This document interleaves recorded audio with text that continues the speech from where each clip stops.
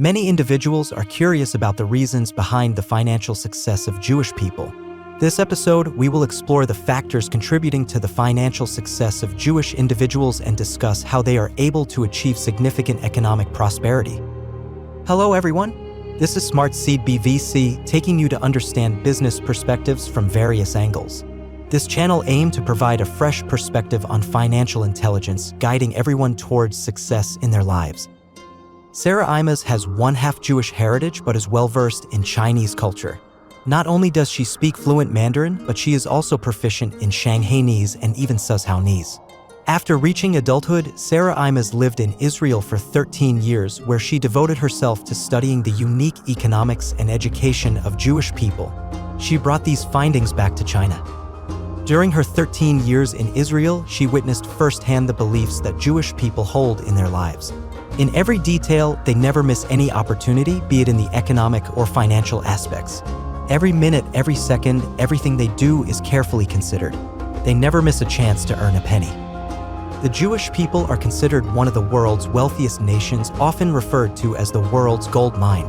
They make up less than 0.2% of the world's population but occupy around 20% of the seats on the list of the world's super-rich, controlling 1.1% of the world's wealth. In the United States, where Jewish people constitute only 2.4% of the population, they make up one-third of the country's millionaires. Among the top 20 on the Forbes list of America's richest people, 6 are Jewish. They dominate the entertainment industry, excel in banking, and are giants in the technology sector. From Wall Street giants like Salomon Smith Barney to famous brands Facebook, Baskin-Robbins, Goldman Sachs, Warner Brothers, DreamWorks, Starbucks, and many more, all were founded by Jewish people. Moreover, notable Jewish giants figures in the technology world, such as Larry Ellison, Oracle, Larry Page and Sergey Brin, Google, Michael Dell, Dell Technologies, Jan Koum, WhatsApp, and Steve Ballmer, Microsoft. So, what makes Jewish people one of the wealthiest ethnic groups? According to Sarah, I recall a day from last year, when a modern dance troupe from Poland came to my home. They wanted to have a brief exchange with me and hoped I could play the role of an unknown actor in their performance. However, prior communication was necessary. While we were in the midst of discussing, my friend, a Jewish person who understood Polish, joined us. We chatted for 2.5 hours. When the guests left and everyone was in good spirits, he turned to my assistant, Miss Randy, and said, "Moni, we're speechless. This was just a friendly gathering, and you did the translation because you understand Polish. We don't.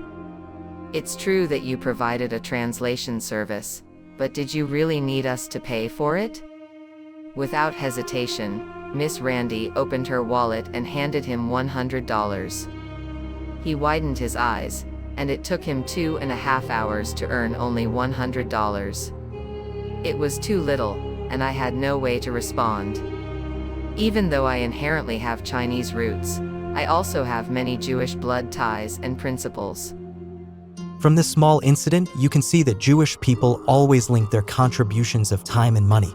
Every minute of their effort requires a cost and needs to have value. Of course, it's understandable.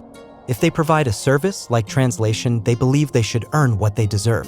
At that moment, they will not let the opportunity to earn a single penny slip by. The idea of getting rich overnight is something they never contemplate in Israel, and in the minds of Jewish people, they always consider their efforts and time as valuable and worthy of compensation. Jewish people have an interesting saying, "By what ability, eating what kind of meal, with what kind of courage, do you dare to order what kind of dish?" Jewish merchants advocate a down-to-earth approach, with many Jewish tycoons starting their careers in the most basic jobs. John D. Rockefeller, the founder of the Rockefeller family, is a typical example. After graduating from high school, he became an assistant bookkeeper in a grain business at age 16 and went into several business partnerships beginning at age 20, concentrating his business on oil refining. Rockefeller founded the Standard Oil Company in 1870. He ran it until 1897 and remained its largest shareholder. In his retirement, he focused his energy and wealth on philanthropy, especially regarding education, medicine, higher education, and modernizing the American South. This diligent work attitude was ingrained in John D. Rockefeller's Jewish soul. Even after building his oil empire, he would still carefully analyze bills brought by plumbers, checking every item, even if it was just for a few cents. At that time, his personal wealth was estimated in 1913 at $900 million, which was almost 3% of the U.S. gross domestic product, GDP, of $39.1 billion that year. Become the world's first billionaire in 1916. Sarah recalled, Therefore, during my brief 13 years in Israel, what I observed and learned is enough to last a lifetime. I hope to continue sharing stories in this program, discussing the little details of life between Israel and the Jewish people. Let's take a look at the economic mindset of Jewish people, a mindset deeply rooted in their culture. They would never spend a lot of money on a Louis Vuitton bag or a Hermes bag because they believe that the owner of the LV store hasn't given them any money or paid them any advertising fees, so why should they buy the bag and walk around the streets with it? In Israel, you will hardly find a luxury store. They simply don't believe in standing in line at a French department store like Le Bon Marché to buy things they consider worthless, like a piece of plastic with a few words written on it, just because it costs a lot of money. Perhaps you may think they don't want LV bags, but what about Levi's jeans? In Israel, almost every child has a pair of Levi's jeans because they find them practical. If they outgrow them, they won't throw them away but place them on top of the trash can. They won't discard it because they feel that even if they don't want it anymore, it is still valuable and can be exchanged. There is no concept of giving something away. Everything has a value exchange, even in the realm of love. At that time, I borrowed a tape specifically for learning Hebrew. I felt that learning Hebrew was something everyone should help me with when I arrived in this country. I had a sense of obligation, although it wasn't really necessary. When I received a tape, I asked a little kid to copy it for me. When he returned it to me, he apologized and said, "I need $20. I said, "This tape is only $5. He replied, "Sarah, it's not about the tape. The tape is $5, but I have to buy it. Do I not need to take a ride?" I asked if you don't ride in your dad's car. He said, "That's my business. I have to calculate according to my routine. My routine is that I have to take a ride, and my time is valuable. So, altogether, the tape costs $20. I had no choice and had to give him $20. I took the newly recorded tape along with the original one. This is the economic mindset of Jewish people. The kid was only 18 that year. He wouldn't help you just because you wanted to learn. This boy was only 18 years old that year. It was that simple, your needs, my wealth. As of now, in areas such as finance, computer technology, energy, multimedia, entertainment, and daily necessities, these have become indispensable essentials for modern society. Jews, in turn, have strategically developed their wealth in directions that cater to the needs of people in various sectors. Jewish people are immersed in a business atmosphere from a young age. Therefore, there are many Jewish families that have been engaged in business for generations. Today, almost everyone knows Citibank, but very few know about the Rothschild family behind it.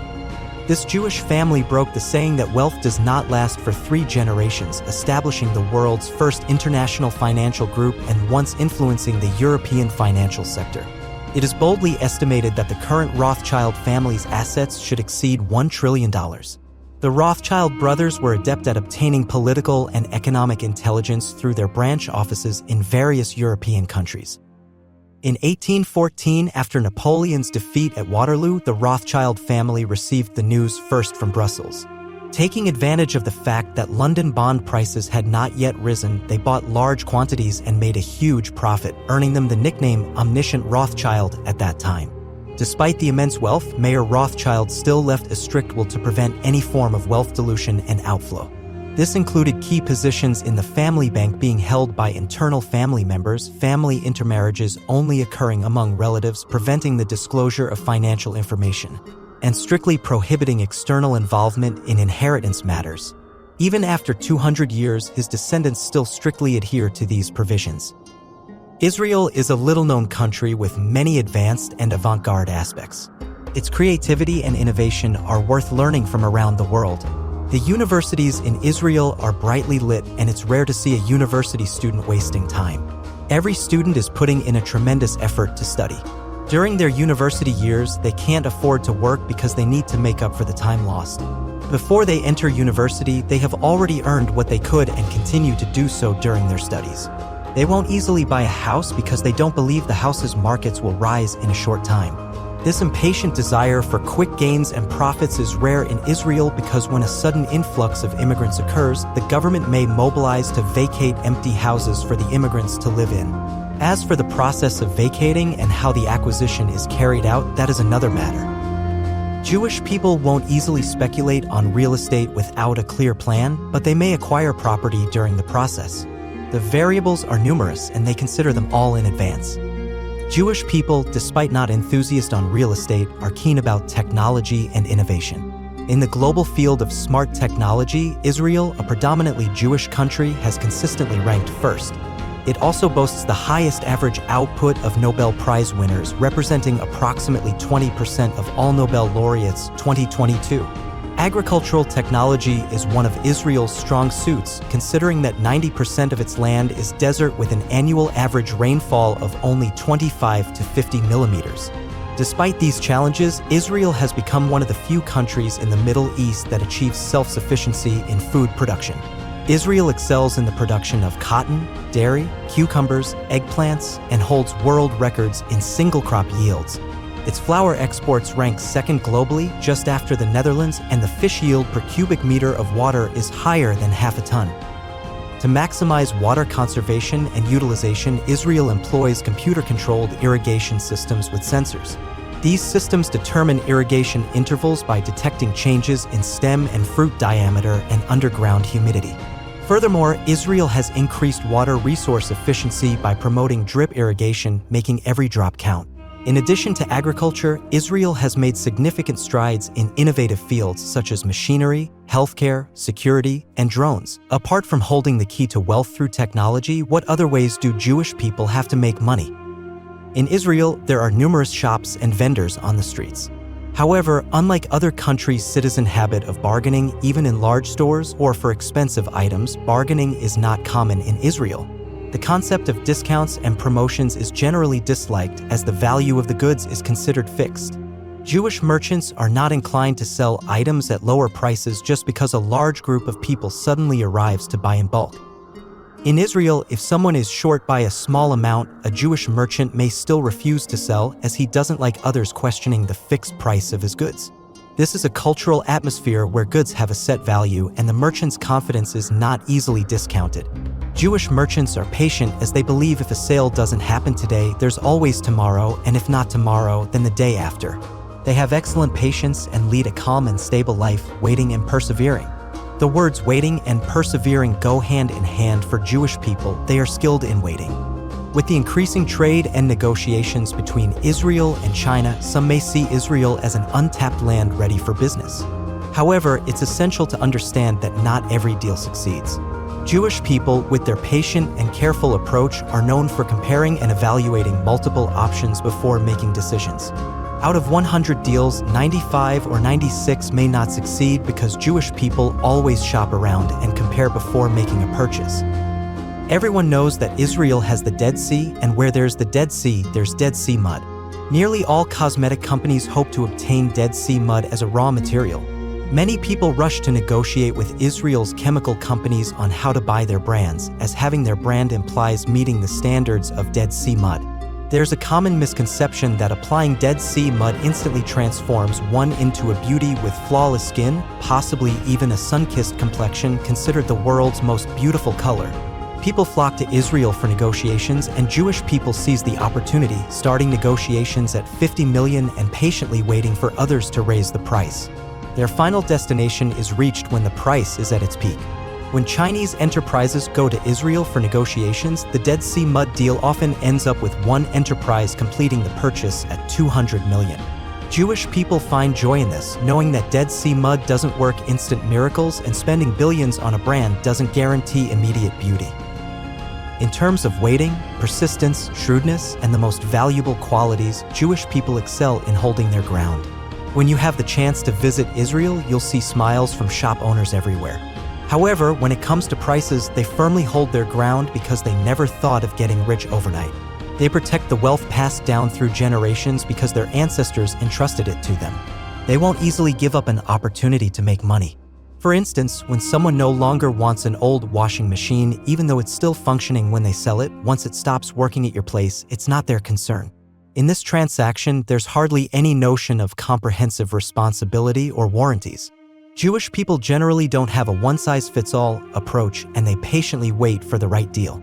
Israel, with its rich resources of Dead Sea mud and advanced innovations, offers many business opportunities. We should learn from the Jewish people's waiting, persistence, shrewdness, and most importantly, their ability to stabilize themselves. It's essential to avoid thinking of getting rich overnight and, instead, focus on steady, patient growth. Today, we've discussed Israel's financial intelligence, the experiences of Israeli merchants, and some cultural aspects. Israeli businesspeople exhibit qualities like waiting, perseverance, and shrewdness, which are invaluable. Learning from these traits can contribute to success in business and life. All right, that's it for today. If you reached this far and enjoy Smart Seed BFC content, we hope you'll subscribe, follow, and share it with more friends. Follow Smart BFC for more discussions on warm and insightful business growth topics. See you in the next video.